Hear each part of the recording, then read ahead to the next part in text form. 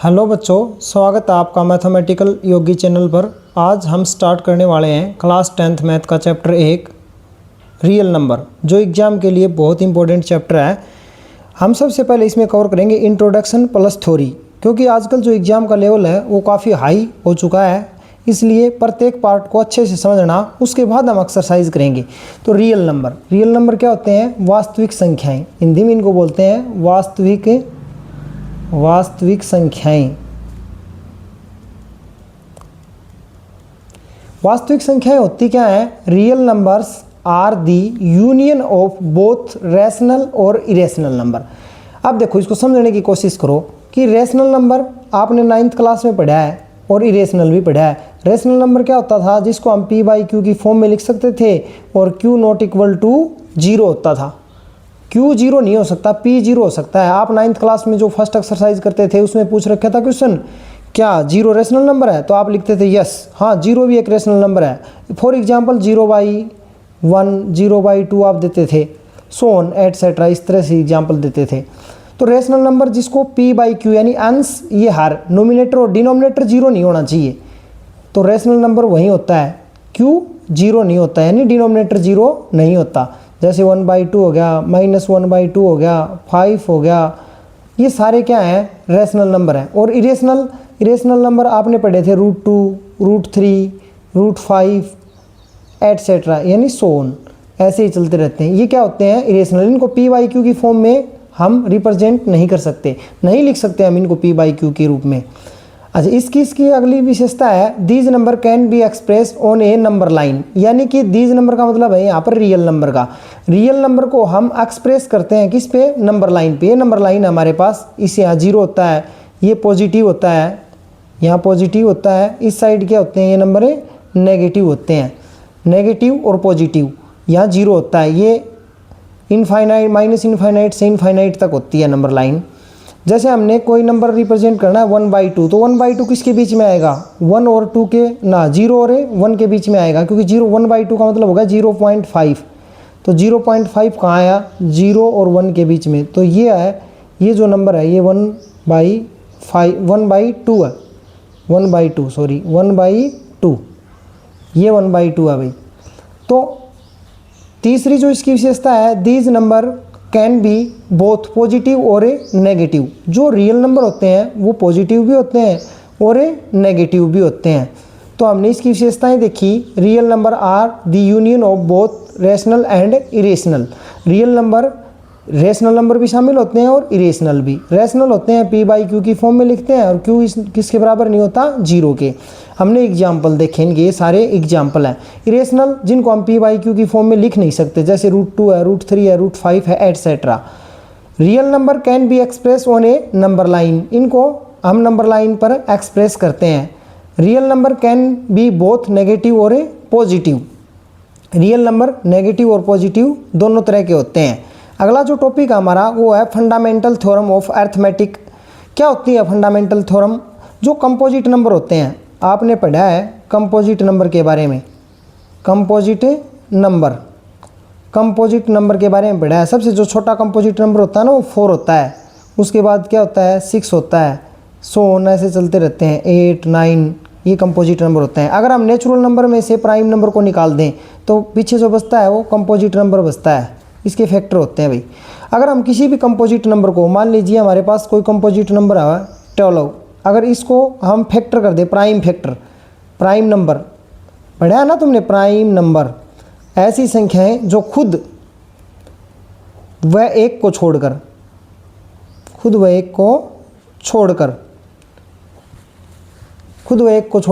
किसी संख्या से भाग नहीं जाती, किसी संख्या से भाग नहीं जाती, वो क्या होती हैं? प्राइम नंबर होते हैं, वो होते हैं प्राइम नंबर। तो हम इसको अगर हम प्राइम फैक्टर के रूप में करें तो 2 से 6, 2 से 3 और 3 से 1, यही बात यहाँ पर बोल रखी है। Fundamental theorem of arithmetic, every composite number can be written as a product of prime in one and only one way, या यूनिक वे भी बोल देते हैं इसको। हम किसी कंपोजिट नंबर को अगर प्राइम फैक्टर में व्यक्त कर देते हैं, यही क्या है? फंडामेंटल थ्योरम है भाई अरिथमेटिक की। इससे अगला जो टॉपिक है हमारे पास, वो टॉपिक है relation between LCM and HCF. LCM क्या होता है? लिस्ट कॉमन मल्टीपल, और एचसीएफ होता है हाईएस्ट कॉमन फैक्टर। इसका मतलब होता है list common multiple, highest common factor HCF का मतलब। ये बच्चे इसमें डिफरेंस नहीं बता सकते मल्टीपल और फैक्टर में, क्या होता है मल्टीपल और क्या होता है फैक्टर। इसके बारे में हम बातें करते हैं। कई बार ये क्वेश्चन 1 मार्क क्वेश्चन में पूछ लेता है कि इनमें फ़र्क क्या होता है। तो देखो मैं कोई एग्जांपल लेता हूँ। फॉर एग्जांपल लिया हमने, एग्जांपल ले लिया 6 ले लिया। मैं बोलूँ 6 के मल्टीपल क्या क्या हैं, तो 6 के जो मल्टीपल हैं वो क्या है? 6 है, 12 है, 18 है, 24 है, 30 है, 36 है, सो ऑन चलते जाएंगे। ये सारे जिस तरह से तुम टेबल बनाते थे बचपन में, ऐसे बनाते थे ना, ऐसे ये सारे इसके क्या हैं? ये मल्टीपल हैं भाई, सो ऑन चलते रहेंगे। और फैक्टर क्या होता है? फैक्टर कि 6 से किस किस से डिवाइड होगा, यानी 6 1 से भी डिवाइड हो रहा है, 6 2 से भी डिवाइड हो रहा है, और 6 3 से भी डिवाइड हो रहा है, और 6 डिवाइड किससे हो रहा है? 6 से। ये सारे इसके क्या है बेटा? फैक्टर हैं। ये तो क्या है? फैक्टर। इनको क्या बोलते हैं? इनको बोलते हैं फैक्टर। और ये सारे क्या थे? मल्टीपल। इनके बीच में डिफरेंस क्या होता है? जो मल्टीपल होते हैं ना, जो ये मल्टीपल होते हैं, ये मल्टीपल, तो मल्टीपल होते हैं वो इनफाइनाइट होते हैं। इनफाइनाइट, ये पूछ लेता है पेपर में, इनफाइनाइट नंबर होता है मल्टीपल का। मल्टीपल होते हैं वो इनफाइनाइट होते हैं। इसकी दूसरी जो विशेषता होती है, मल्टीपल ग्रेटर देन, मल्टीपल होता है, मल्टीपल आर ग्रेटर देन और इक्वल टू होता है, और इक्वल टू दी नंबर। यानी कि मल्टीपल इनफाइनाइट होता है संख्या में, और मल्टीपल क्या होता है? ग्रेटर देन और इक्वल टू होता है। तो फैक्टर की भी कुछ विशेषताएं होंगी। ये क्या होते हैं? फाइनाइट होते हैं। फाइनाइट का मतलब, इनफाइनाइट का मतलब, इनफाइनाइट का मतलब ये है कि हम इनको काउंट नहीं कर सकते कितने मल्टीपल हैं। हम ये नहीं बता सके 6 के कितने मल्टीपल हैं।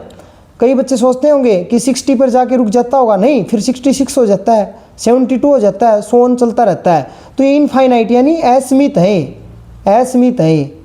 और फाइनाइट मतलब जिनको काउंट कर सकते हैं। जिस तरह से हमने 6 का जो फैक्टर किया, तो इसको काउंट करें तो 1 2 3 4, इसके जो फैक्टर्स हैं वो कितने हैं? 4। और 4 को हम काउंट कर सकते हैं, तो ये क्या है? नंबर क्या है? फाइनाइट। यानी फैक्टर फाइनाइट होते हैं, मल्टीपल क्या होते हैं? इनफाइनाइट होते हैं भाई। फैक्टर हमेशा लेस देन और इक्वल टू होता है भाई, लेस देन और इक्वल टू, लेस देन और इक्वल टू होता है दी नंबर।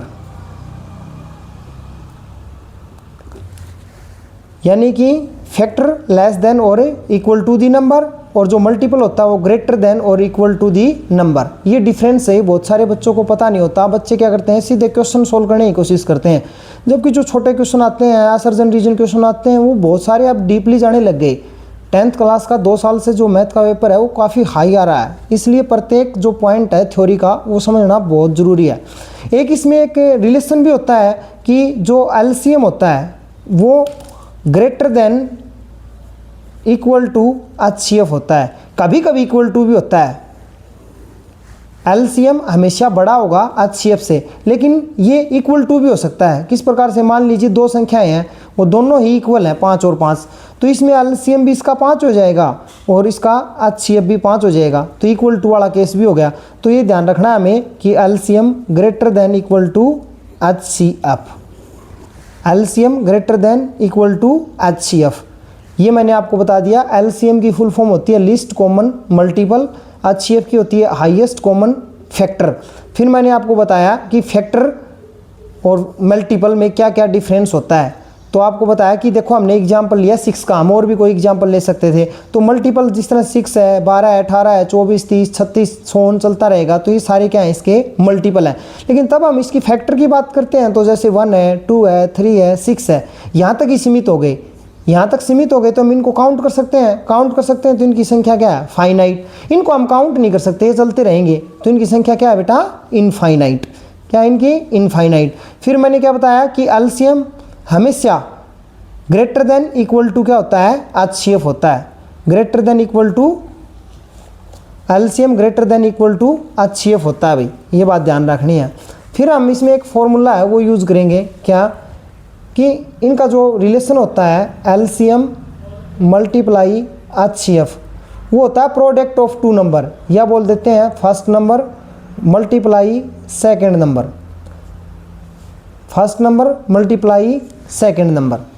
इसको तो मैं प्रूफ करवा रहा हूँ आपको। मान लीजिए कोई भी दो संख्याएं ले ली, लेट टू नंबर, कोई भी टू नंबर ले लेते हैं हमने ले लिया 6 और 18। अब हम इसका फैक्टराइजेशन मेथड से LCM और HCF निकालते हैं, इसका फैक्टर करते हैं। 2 से इसका 9, 3 3 जा 9 और 3 1 जा 1। अब देखो 6 के जो प्राइम फैक्टर आए वो आ गया 2 3, और 18 के आए वो आए 2 × 3 × 3। अब इसका देखो HCF क्या होगा, HCF होता है कॉमन। कॉमन क्या है इसमें, 2 कॉमन है और ये 3 कॉमन है, ये 3 इसमें नहीं है, तो कॉमन को एक बार लिखा जाता है, तो 2 × 3, इसमें को भी एक बार शामिल करेंगे, इसको भी एक बार, तो इसका जो HCF होगा वो क्या होगा 6। अब इसका LCM देखते हैं। LCM में हाईएस्ट पावर देखी जाती है, हाईएस्ट पावर देखी जाती है, तो देखो इसकी इन दोनों में 2 की हाईएस्ट पावर 1 ही है, तो ये। अब 3 देखो, इसमें तो हाईएस्ट पावर 3 की 1 है, यानी इसको हम 6 को और भी अच्छी तरह से समझाऊं तो तुम्हें ऐसे लिख सकते थे 2 की पावर 1 3 की पावर 1, और 18 को लिख सकते थे हम 2 की पावर 1, और देखो 3 2 बार है तो 3 की पावर 2। LCM में हमेशा हाईएस्ट पावर शामिल की जाती है, तो इसमें तो हाईएस्ट पावर 2 की पावर 1 ही हुआ, ये लिख दिया। इसमें देखो हाईएस्ट पावर है 3 की पावर 2, आपको दिखाई दे रही होगी 3 की पावर 2, ये हाईएस्ट पावर है, तो यहाँ पर मैंने इसको शामिल किया, तो ये हो गया 2, 3 की पावर 2 हो गया 9, और 9 का 2 से जो मल्टीप्लाई किया वो आ गया 18, तो इसका जो LCM है वो है 18, और इसका HCF है वो 6। मैंने क्या बताया था, LCM और HCF की मल्टीप्लाई, HCF और LCM की मल्टीप्लाई, तो LCM HCF की मल्टीप्लाई इक्वल होनी चाहिए फर्स्ट नंबर और सेकंड नंबर के। तो अब देखते हैं हम, LCM है 6 18, और ये HCF है 6, फर्स्ट नंबर था हमारे पास 6 और ये था 18, तो इनको देखो मल्टीप्लाई करेंगे तो 8 × 48 4, और 18 × 108 होते हैं, और ये भी 6 के इससे मल्टीप्लाई करेंगे तो 8 × 48 6 और 4 10 108 इक्वल है भाई। तो कोई भी आप एग्जाम्पल ले सकते हैं इस प्रकार से। तो हमें इसका जो फॉर्मूला याद रखना है, LCM multiply HCF equal to first number multiply second number, या इसको कई बार बोल देते हैं प्रोडक्ट ऑफ टू नंबर, एक ही बात है भाई, product of two number, product of two number. अब यहाँ से अगर हम फर्स्ट नंबर फाइंड करें या सेकंड नंबर फाइंड करें, LCM अकेला फाइंड करें, तो देखो क्या क्या कर सकते हैं हम। अगर हम LCM अकेला फाइंड करें तो देखो LCM अकेला फाइंड करेंगे तो ये मल्टीप्लाई में यहाँ इसके डिवाइड में चला जाएगा, यानी कि फर्स्ट नंबर मल्टीप्लाई हो जाएगा सेकंड नंबर, और डिवाइड में क्या चला जाएगा, अब की बार HCF चला जाएगा भाई। अगर हम HCF फाइंड करना चाहते हैं तो first number multiply second number, और डिवाइड में चला जाएगा LCM। इसी तरह से अगर हम फर्स्ट नंबर फाइंड करना चाहते हैं तो हो जाएगा LCM मल्टीप्लाई HCF, और ये सेकंड नंबर है इसके डिवाइड में आ जाएगा। और सेकंड नंबर फाइंड करना चाहते हैं हमें सेकंड नंबर, तो हो जाएगा LCM मल्टीप्लाई HCF, और फर्स्ट नंबर डिवाइड में चला जाएगा। इस तरह से हम HCF और LCM फाइंड करते हैं। तो ये हमें फॉर्मूले याद रखने हैं भाई।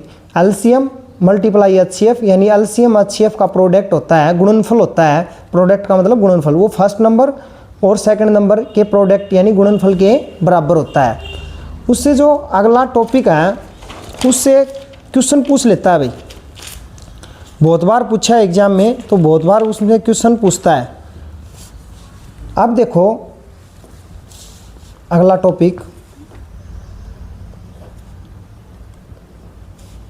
यूक्लिड्स, इसको मैं हिंदी में भी लिख देता हूँ, यूक्लिड डिवीजन लेमा। ये मेथड होता है भाई।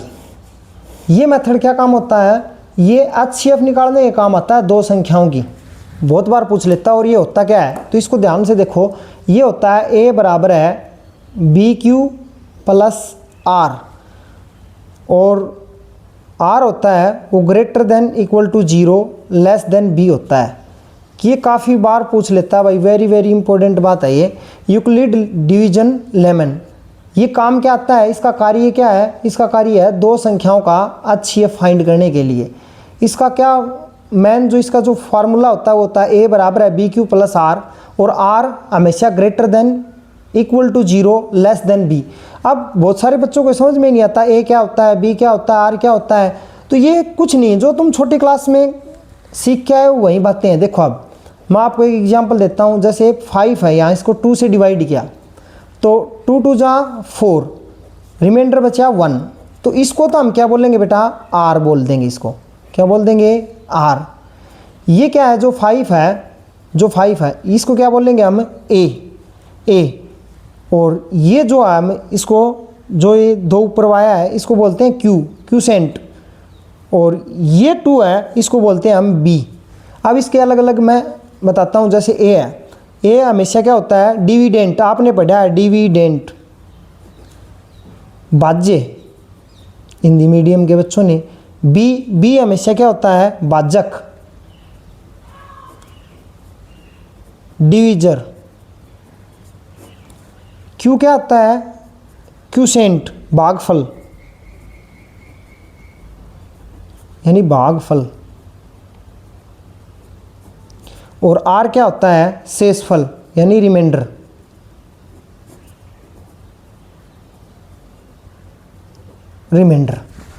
अब ये बोल क्या रहा है कि A तो ये जो हम जिसको ये संख्या है ये A यानी बाज्य यानी डिविडेंट, वो होता है BQ। उत्तर की पड़ताल ऐसे ही तो करते हैं। जैसे हम 5 को कैसे लिखेंगे, 5 को इस प्रकार से लिखेंगे, इस 2 की इस 2 से साथ मल्टीप्लाई करेंगे और प्लस में क्या करेंगे हमें 1। अब देखो 5 को मैंने लिख दिया A, ये जो 2 है इसको हमने किससे रिप्रेजेंट किया है, B से, यानी ये होता है भाजक B।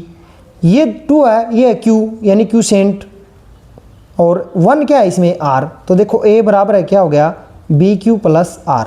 फिर ये बात भी लिख रखी है इसने कि जो R होता है, जो शेषफल होता है, वो 0 हो सकता है या 0 से बड़ा होगा। तो अब देखो 0 से बड़ा है ये, या 0 हो सकता है या 0 से बड़ा, लेकिन B से छोटा होगा। B का मतलब क्या है यहाँ पर, भाजक से छोटा होगा। भाजक का मतलब डिविजर से हमेशा छोटा होगा।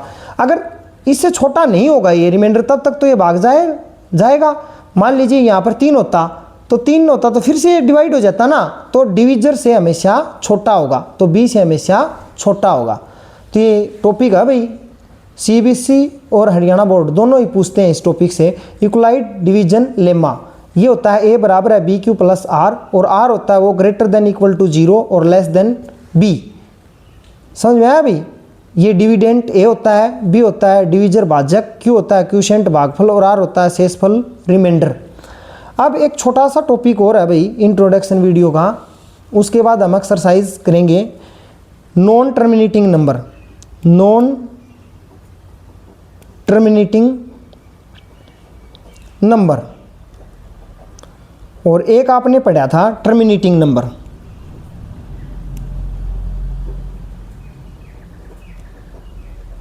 टर्मिनेटिंग नंबर क्या होते हैं, टर्मिनेटिंग नंबर और नॉन टर्मिनेटिंग नंबर की पहचान कैसे की जाती है। देखो किसी भी संख्या है, कोई भी संख्या है हमारे पास, वो नोमिनेटर अपॉन डिनोमिनेटर में लिखी हुई है।